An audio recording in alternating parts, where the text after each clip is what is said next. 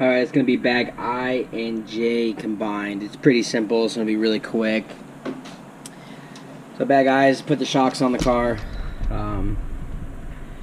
I was indicating before, I like to run the set screw, or I'm sorry, the bleed screw to the inside of the car, and the flat portion of the shock collar, whatever you want to call it, I like to run that on the outside. So that way, in the event of that collar going out, I have that big washer there to hold that shock on in the main event or a qualifier, whatever the case may be. One thing I also like to do is install the shock with the opening of the shock retainer to the outside, and I'll show you guys why it's so important to me. Just go to insert there, insert there.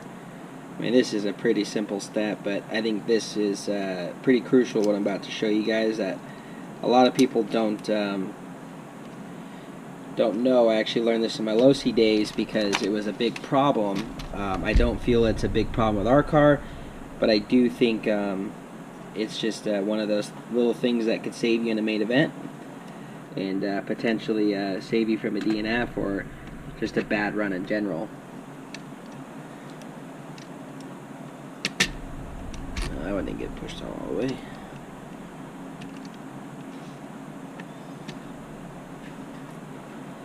Just give me 1 second and I'll show you guys why.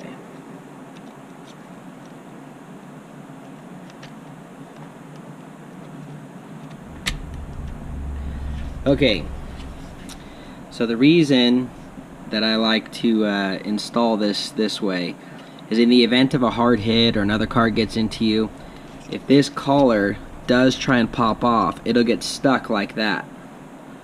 Versus the other direction, if you get hit, it could potentially lodge out, and then before you know it, the collar's gone. And then you're running around in the main event or a qualifier like that. So, when you install it with the opening to the outside of the car. So that way, if it does come off, it gets wedged there. It cannot go any further. Little tip trick there that I learned, like I said, back in the low-C days. So let's go ahead and do this real quick. Do you want to run all your set screws up? Like I said before, you don't want to run them much further than flush is all you need. If you go too far, it will actually protrude from the top of the arm. It'll push your it'll push the top plate of the arm just completely off, or just put a big indent in it. And all that hard work you did for nothing. Okay, so even though these are lock nuts, I still like to put Loctite on them. If you get in the habit of doing it, you won't have DNFs. And that's the whole name of the game here, is who can not have DNFs and who could finish the most races, especially when it comes down to a championship.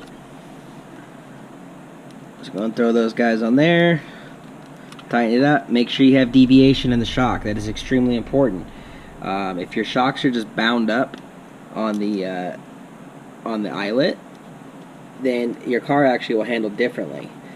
So you want to make sure that you have a little deviation side to side is all you need. Not a lot, but just a little bit.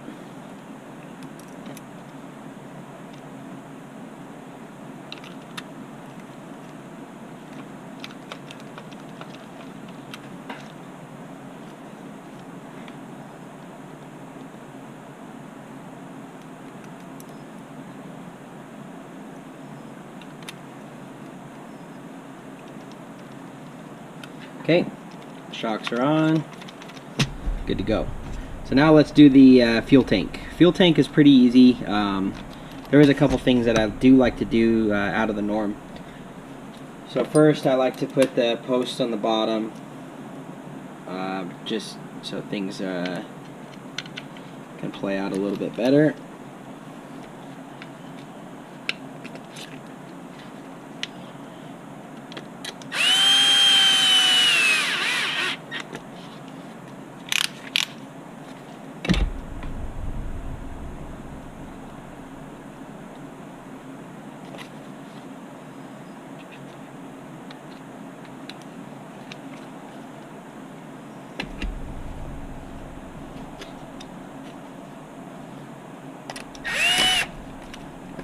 Sometimes these things can be a little bit of a headache. That's why I do these off the tank, because it's a little easier to get your fingers in there and start working with them if you need to.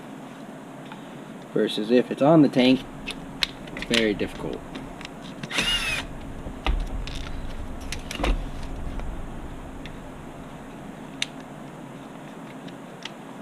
There we go. Yeah, I'm all thumbs today.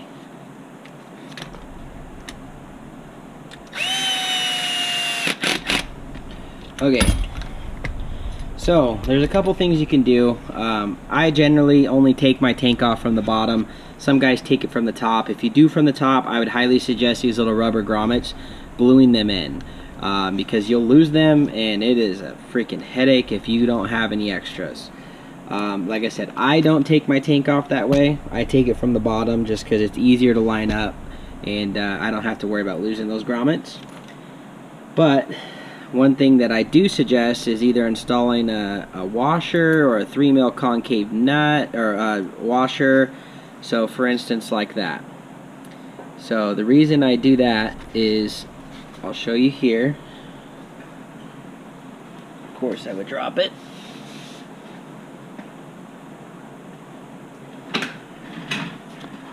So with these here, with just the screw,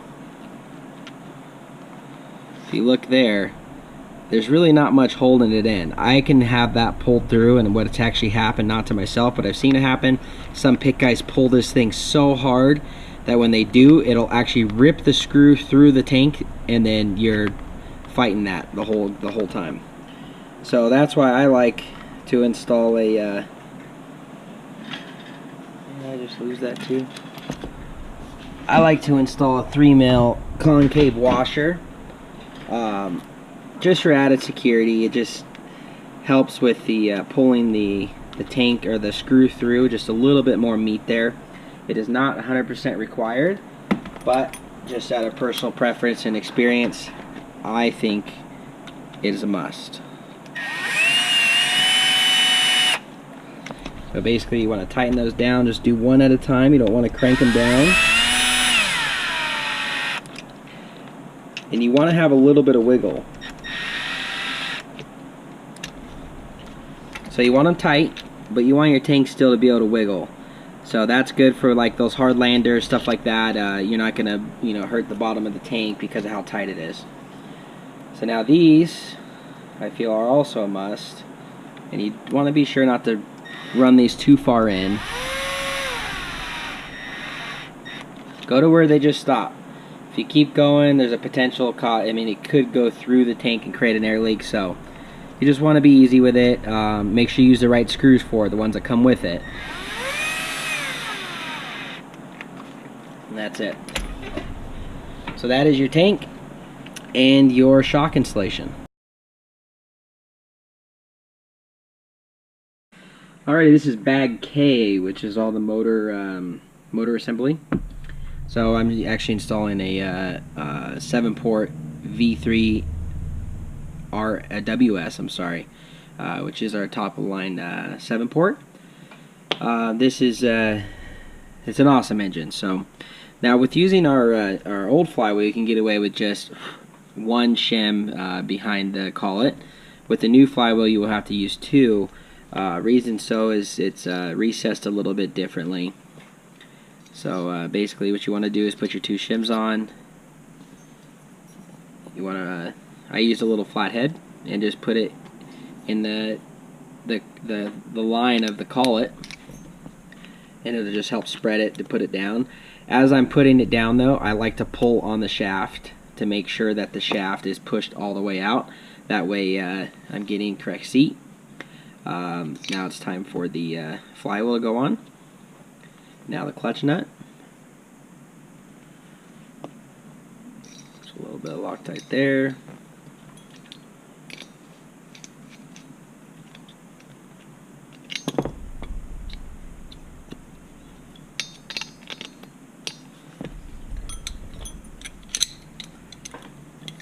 Take your channel locks.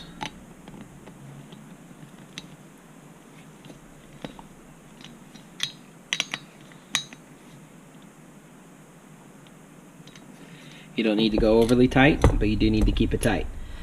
I recommend using channel locks on the flywheel versus like a flywheel holder. What happens is anytime you hold the pins of the flywheel, you can dislodge them and the pins will start to come out after a long period of time. So I recommend only using channel locks or something of that matter to hold the flywheel. That's just my personal preference. Alrighty, and I am going to be running a 0.9, 110, and 111 clutch spring. That's a tongue twister.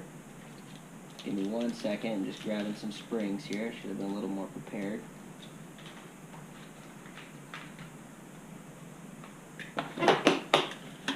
Alrighty. So this is my method. I like a 0.9, a 1.0, and a 1.1 my clutch shoes, so they kind of they fan out progressively. And I'm using J&T Ultimate clutch bearings, best clutch bell bearing on the market in my opinion. Basically, what you want to do is I like to start with the heaviest spring first. Install the spring inside the shoe, and basically slide it on. I recommend using some type of a clutch tool. Racer's Edge makes one, ProTech makes one. There's a lot of different ones. Basically something just in order to slide underneath the shoe and help assist with installing. If you're not using a tool to install your clutch shoes, you're probably contributing to the pins having issues. So basically once you get it put up like that, what I usually do is I'll grab a wrench here and basically push her on. There we go. Once you get it somewhat where it's all the way almost seated, just use a screwdriver to clip that last little bit in, and that's it. Okay, so now the next shoe. This is where tricks of the trade come in, because a lot of people fumble with the second or third shoe. So you can't just put it on there because the other shoe is hitting now. So if you see that there, you try and install that. My fingers are in the way, but anyways, that shoe's almost touching. So what you do is you take your flathead, jam it in there, and that little bit will open up the shoe. Just enough for you to slide your other shoe in.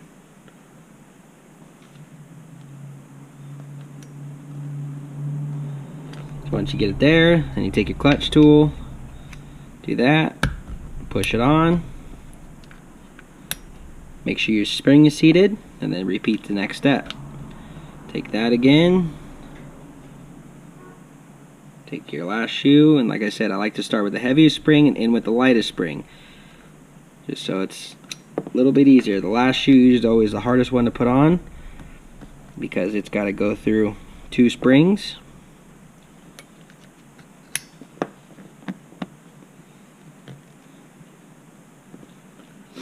Sometimes you gotta make sure your spring's seated all the way.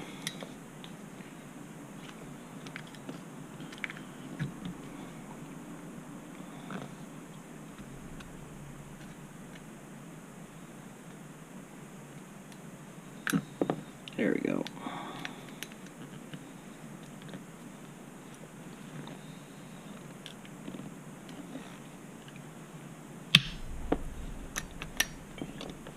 Make sure your spring's seated.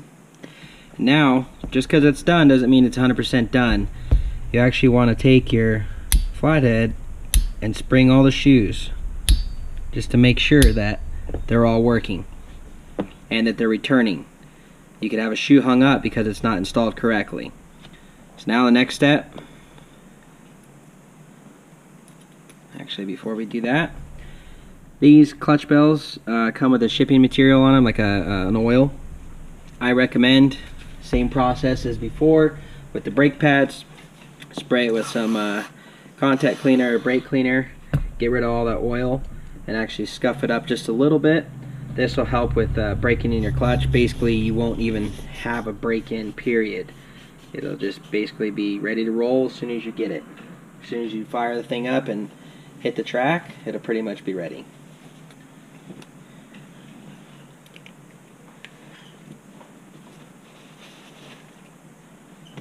So go ahead and install your clutch bell bearings.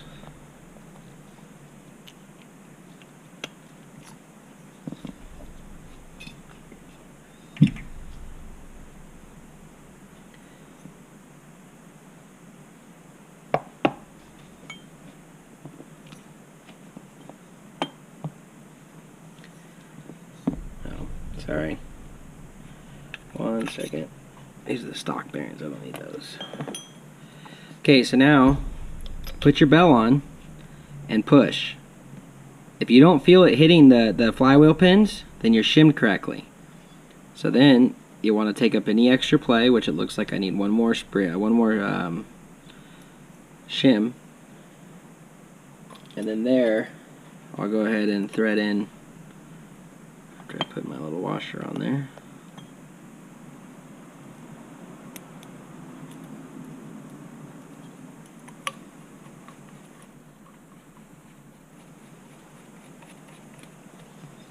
And just for a quick reference, do a hand tight. You want to hit the end of the bell. So if you look, it's too tight. It is not moving at all. See, the reason you want to hit the bell is you want to set the bearings.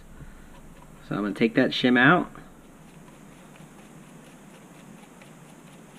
Tighten it back down.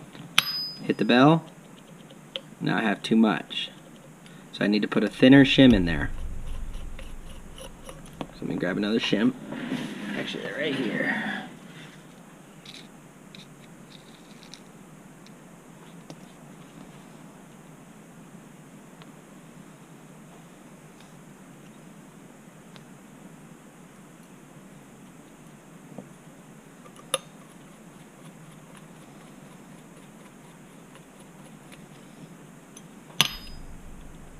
And you can see just a little deviation, exactly what you need. So now take your channel locks again and grab your flywheel, tighten her down. You don't need to go crazy snug on that. They're just snug, you don't need to go tight. Reason I don't put Loctite on their screws because I broke them off before. And when you break a screw off, if you have Loctite on it, you can't get the screw out. Most of the time, if you break the screw, there's enough there where you can get two X-Acto blades and actually loosen it up, and you can get the screw out. So there we go. That's installed now. Super smooth clutch bell bearings. Engine's ready to go. This one was broken by Adam Drake. It's never been fired before, but it is ready to eat. Okay, so next step is installing your motor plates. Now, there is a direction here.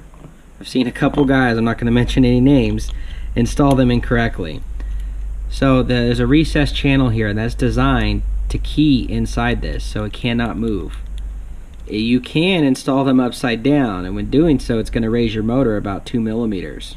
So you make sure that you have them keyed correctly so that way you can't move. And the reason for this is that way every time you pull your motor off you have the same exact mesh every time. That's how Torrance designed it, and it's actually pretty flawless in my opinion, because you can pull your motor and 9 times out of 10 you won't have to readjust your mesh. So what I like to do is slide all my motor screws or motor bolts through the engine first, and then put Loctite on them. You don't want to gum up the actual port where on the engine, because what'll happen is as you start to loosen those threads or loosen those screws up, it will get stuck on the Loctite. When it gets stuck on the Loctite, it could strip out your engine mount. So you definitely want to put the Loctite on after the fact, after you put it through. So you want to tighten them little by little on each side.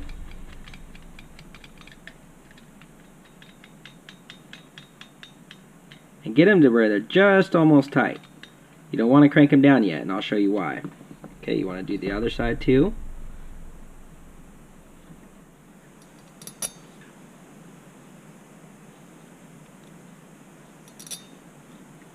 Re-Loctite.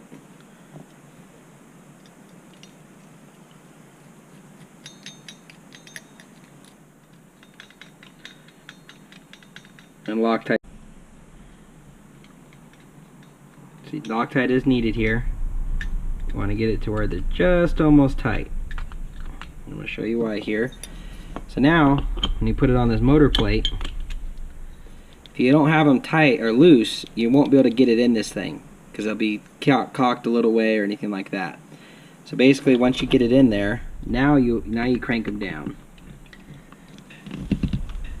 And I suggest going in a crosshatch fashion.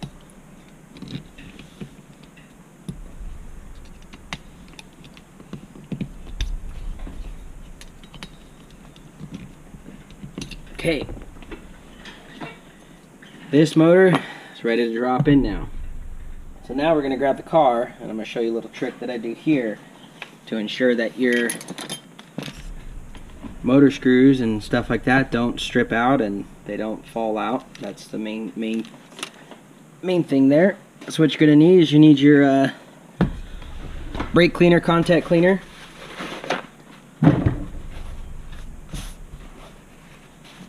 Blue towel, and you're going to need a 3.0. 3.0. So you're going to chuck this thing up in there, and check this out. Look at all that dirt right there. That's a Cosmoline, it's a shipping oil. That plus Loctite doesn't work. So I highly suggest anytime you get a new engine or a new motor mount or change these screws, you really need to do this on every single time, because this is going to prevent your engine from coming loose and potentially destroying a spur gear or a clutch bell. Something simple as that, we're ready to rock. So now, put this guy in there, throw some Loctite.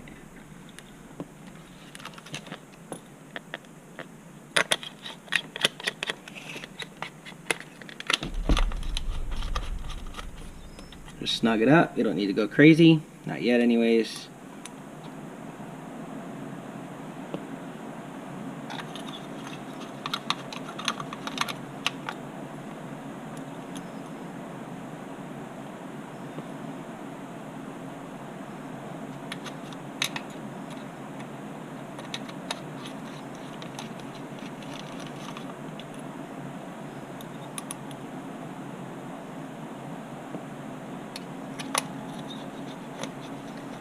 Okay, so you want this plate here to move.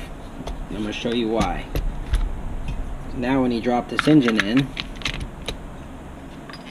going to want to take your 4 top screws that hold it to the plate, put those in.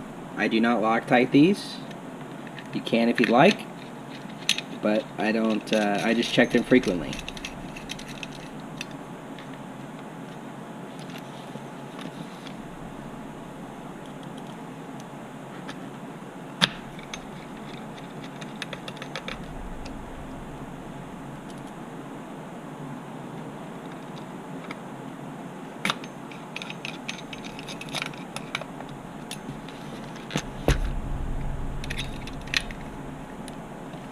Okay, so I tighten everything up on those 4 that attach the motor plate. Okay, now we're going to do our mesh before you tighten down those 3/0s. So, what I like to do is flip the car upside down like this and feel what we got. I'll pry the engine away from the carb or the chassis. So what you're looking for is a little tick. So what I'll do is I'll tighten up this top right one, check it again, and then go around. And every time you tighten a screw, you want to make sure your mesh is still good. Check it in multiple spots. And once you get it done, go through and do a final crank.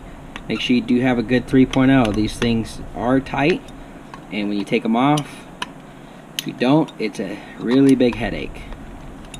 And there you go. Engine now is installed.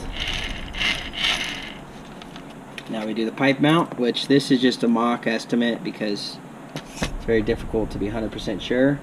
I'm not even going to put Loctite on it right now because I don't know where my pipe's going to be exactly. Could be pretty close to where it's going to be, but for simplicity reasons, I'll go and wait.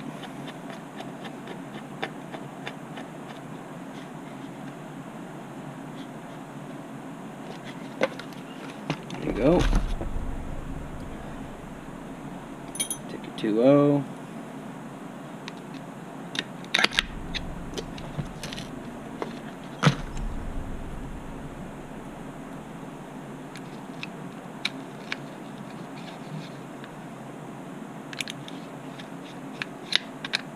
Normally I would Loctite this stuff, but like I said, for simplicity reasons right now for the build video, it's not getting done. Other than that, that's pretty much your car there so far, and we'll go ahead and go to the next one.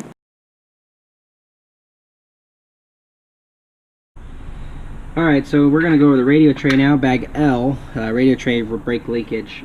Radio tray is pretty self-explanatory. I don't run a switch, so I'm going to install the switch cover. Those of you that do run a switch, you don't have to use this obviously, but I'm not going to go through how I build my radio tray. I'll do that in another video because it's kind of a long process. So what I'll do is I'll install these little tiny guys here just to cover the switch so that when I wash my tray I don't get anything in my radio tray. You install your servos and then install the top cover just like that. Servos, battery, receiver, all that stuff in there. Then you're going to take these cap head screws,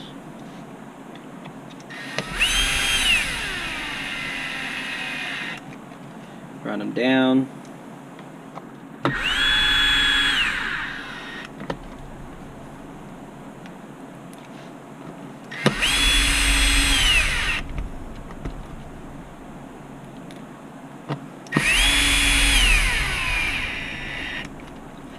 Okay, so all this hardware here we can kind of disregard because I'm not putting servos in right now. But I would change these little washers to like anodized aluminum ones, orange ones, stuff like that. But those will work. Also included in the kit is a waterproof switch cover you can utilize if you'd like. So go on and throw this radio tray in. There is a little bit of modification that needs to be done. We had an issue with our vendor, and they're just a long story. But I'll show you what's going on. Is take the radio tray, and when you put it in there, it actually hits the mud guard a little bit. So if you see there, it rubs on the mud guard a little bit. So basically what you need to do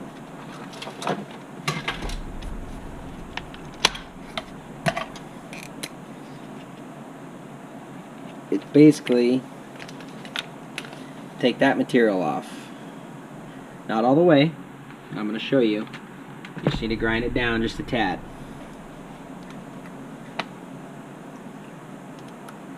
You don't necessarily have to do this, but this is something I do.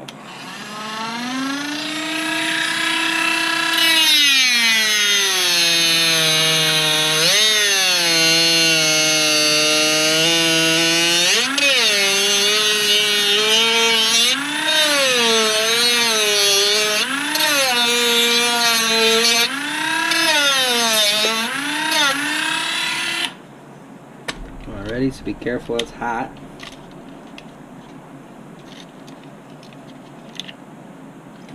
Take an X-Acto knife, kind of clean it up a little bit.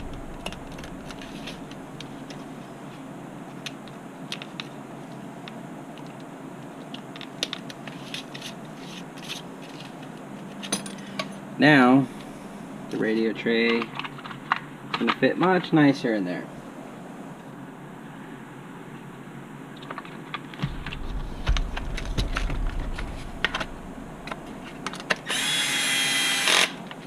Now just run your screws in.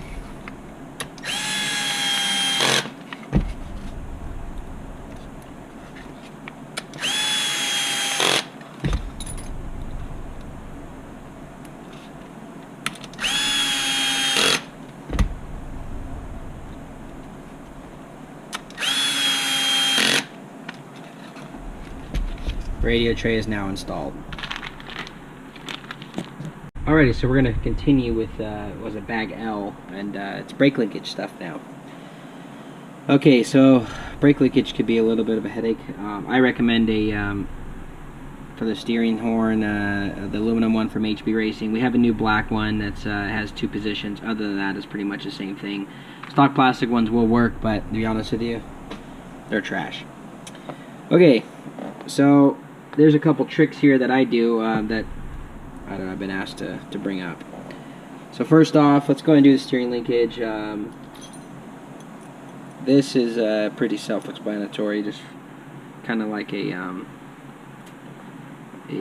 sway bar linkage. Just going to thread that set screw in, thread these onto each other. But these ones you want to lock out. You want to make them where there's no gap in between. This way your steering is true and square.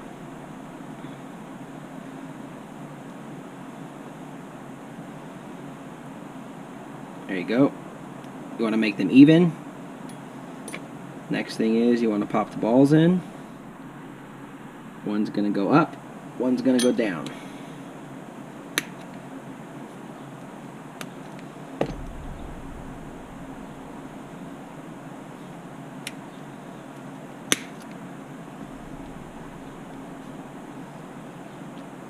Okay.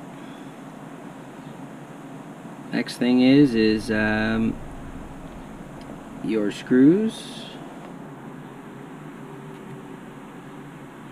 I recommend putting a little bit of Loctite on this guy.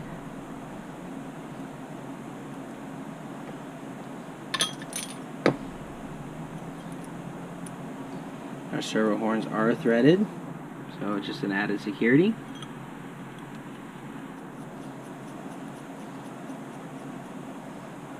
Throw that guy there. Put your lock nut up top.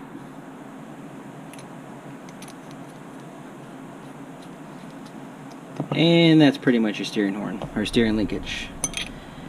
Okay, now the brake linkage, the fun one. So what I like to do is I'll take a chuck here. So I got mine at McMaster-Carr. It's nothing fancy. If you have a drill that doesn't have a drill with a chuck on it, that'll work as well. What I like to do is I'll run these in and out.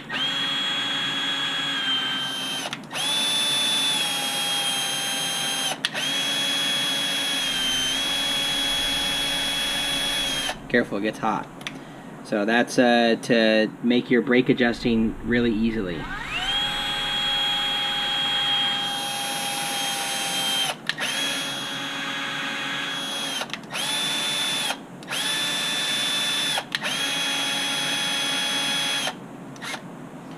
So once again,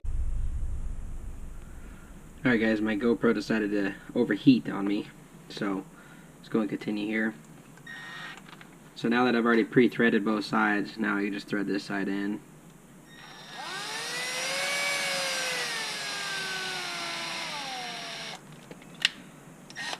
Basically all I'm doing is I'm putting them flush.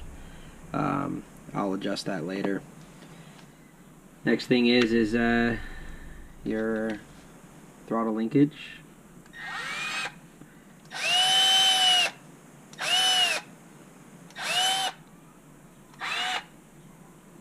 You don't want to go too far because it'll actually protrude into the ball.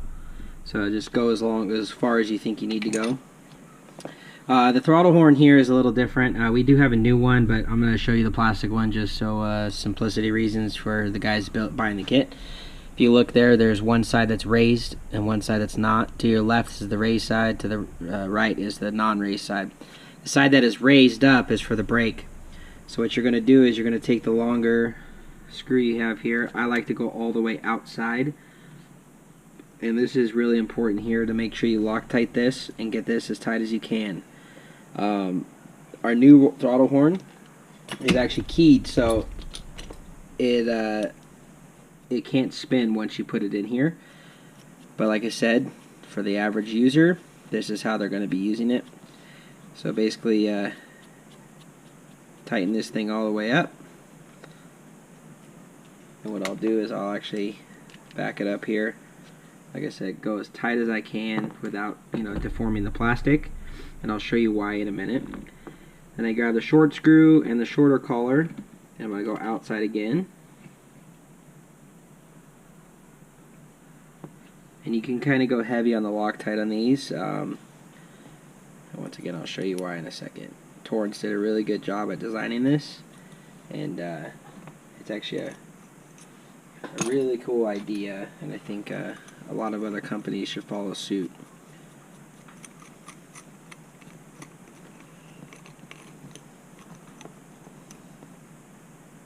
Okay, so now that you got these here, we're going to take our throttle horn, slide our spring on. You have one side is raised, one side is not. I like to run the raised side towards the spring, just to give a little bit more resistance against the spring. So you slide your collar on, grab your set screw, and you should know the next step. Loctite. If you guys haven't been able to tell, I like my Loctite. Tighten that down, and if you can look here, this is going on the car. I like to run the angle not this way. This way is too far outside. This is how I like to install it. It will depend on your carburetor and your type of engine, where you need to place it. But for the Orion stuff and OS stuff, that's where I liked it the best. So you just want to tighten these down to where they're snug. That's it. You don't need to crank those. Now this here, go ahead and just throw that on there now. We'll do the brake linkage stuff next. Same thing.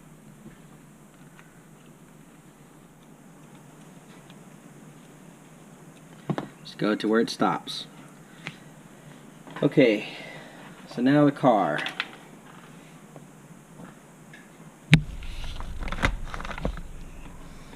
This is the fun part. Okay, so you slide this through. You're gonna put concave rubber cone and 4 of these little washers. Oh man, I just dropped one.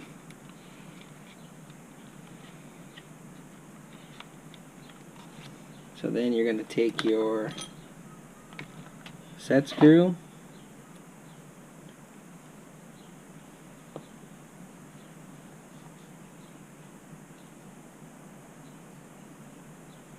actually, you know what, I goofed up, but I will fix it. You know what, I'm just gonna go ahead and do it right now. Apologize guys, I skipped a step. Okay, so what you want to do first is install your thumb adjuster nuts, or thumb adjuster screws. Just kind of put them here for now. You can adjust these later, but you just need to get them in place basically.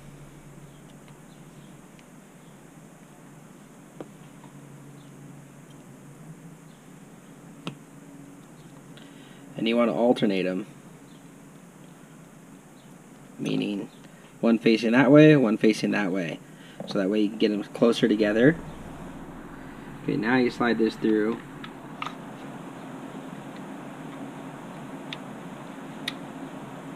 You're going to do your 4 little washers, which this is new for this car.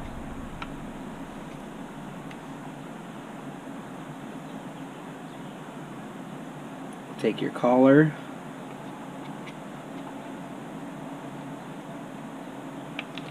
tighten it down. I gotta get the one that there we go. It's the same thing. You're gonna do the cone, the rubber cone piece.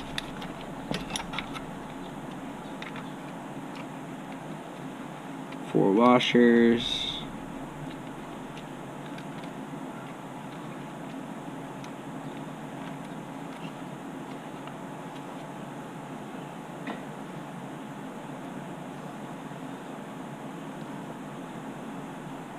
And I kind of go heavy on the Loctite here because I don't ever want to check this stuff.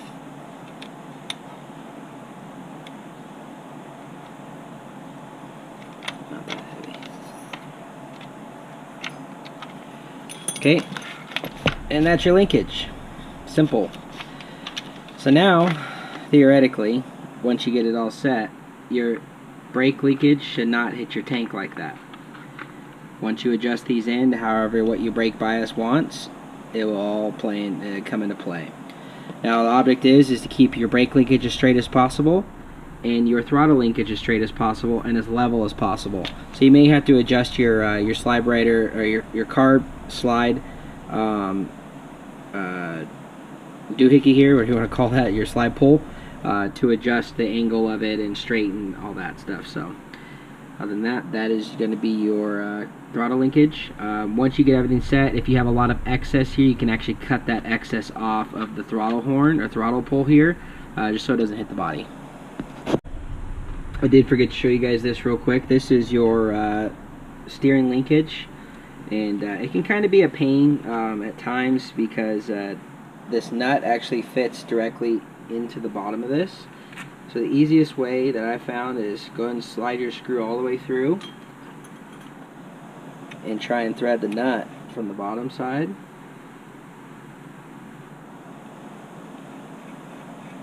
Once you get started, you can actually just pull the screw up and it'll pull that nut into place like so. Now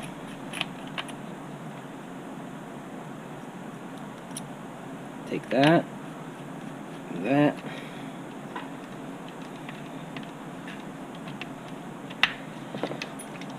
if you haven't guessed it, throw a little glue on it.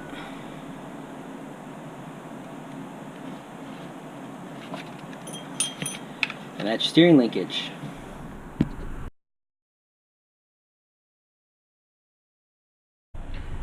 Alright, now we're in the bag. What is this? M as in Mary. This is optional pieces here, but got our new wing, which is awesome. I'll go ahead and install the wing mount or the wicker bill. I run this sometimes in low grip conditions, not all the time. If it's super windy, I definitely take it off. I'll actually put some holes in my wing because just to eliminate the catch in the air. But basically this wicker bill mounts to the top, which is actually pretty ingenious because you don't have any nuts. The screws thread directly into the wing, which in turn makes it a little more durable and less work putting it together.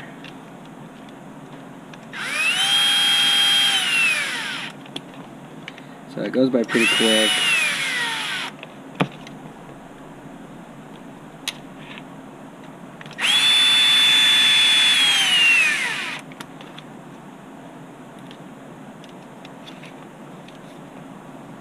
If you don't fumble everything, it goes by pretty quick.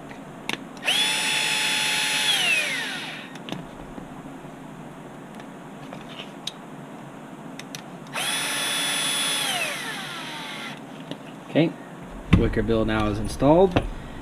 Now the next thing is reaming your hole for your wing. On the bottom side of this wing, if you guys can see, there's 4 holes there. If you run the high wing mount, you want to run your wing all the way forward. So which would mean you want to go all the way towards the center of the wing mount here. So if you're towards the center, it's going to push it forward. Towards the front, you're going to push it back.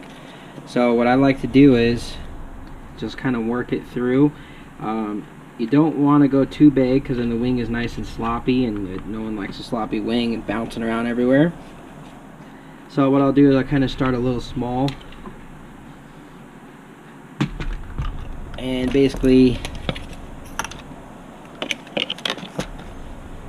just keep reaming as needed. Actually, that one there is perfect. Until I've done this a couple times.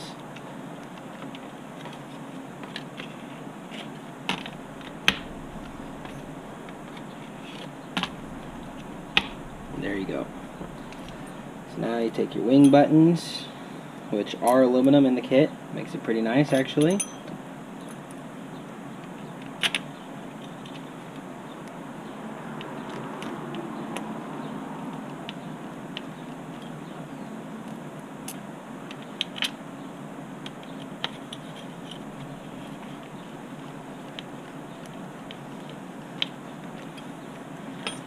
You got your wheel nuts, which are aluminum as well.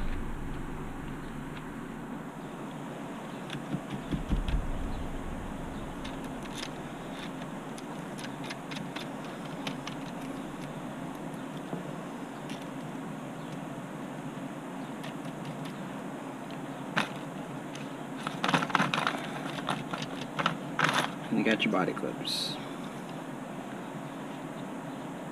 And that, ladies and gentlemen, is your D817V2 build, minus a pipe and servos. Hope you guys enjoyed. Any questions, please relay. At the end of this video, will have some couple little quick tips that I did not include to make sure things go easy. Thanks. Alright guys, one thing I wanted to touch on real quick is our rear arms with universals. As you can see there, the arm moves up and down. There was an issue at the factory, and anyways, I won't get into it. But basically you have to Dremel the arm just a tad to clear the universal. So basically what I like to do is pull this out simply like that.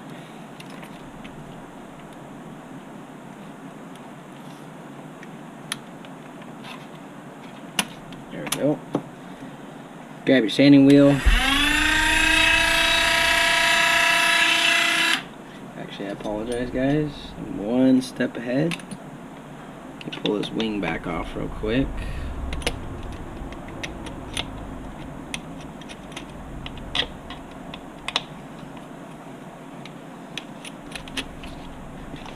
Okay.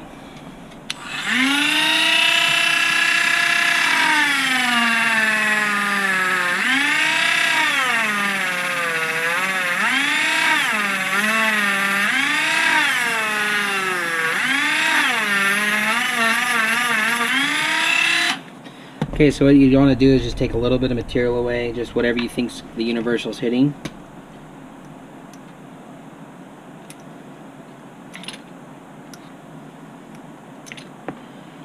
Take any excess material off. And put this bad boy back in there. Put the screw back in. And voila. Nice and clear. That's all you got to do, guys. It's a little bit of dremeling. I know it sucks. You're just gonna have to take the bad with the good, and you know, unfortunately, everything can't be perfect. But that little bit of dremeling there is all you got to do. Get you your full droop, or your full ride height, and your droop, and so your dog bones don't hit. And then that's about it, guys. Thanks for watching.